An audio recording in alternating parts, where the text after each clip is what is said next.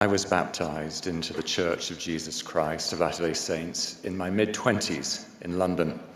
Joining with those raised hands and encouraging smiles, we were participating in common consent, where we can choose to sustain, by the raising of the right hand, those called to serve. Common consent is not merely a formality, but a beautiful mix of agency, unity, and faith. It is a voluntary personal commitment to support, uphold, and help the Lord's servants in their responsibility, whether a bishopric member, a young women leader, advisor, Sunday school teacher, or stake primary president. We sustain each other with our prayers, our love, our patience, and our faith. I came to understand why everyone serves one another in a ward or branch.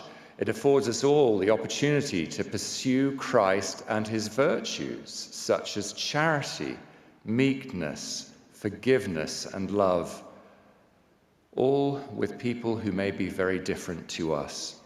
I clearly saw how faith is fortified and the body of Christ bonded together.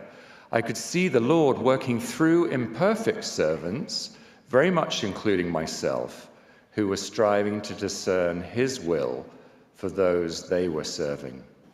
Every calling, whatever it may be, is his business when embraced with a humble and willing heart and a desire to lift and comfort his children and share his good news.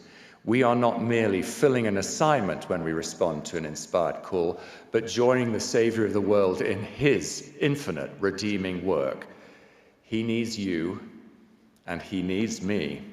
Life is better, everything is better, when we are about his business.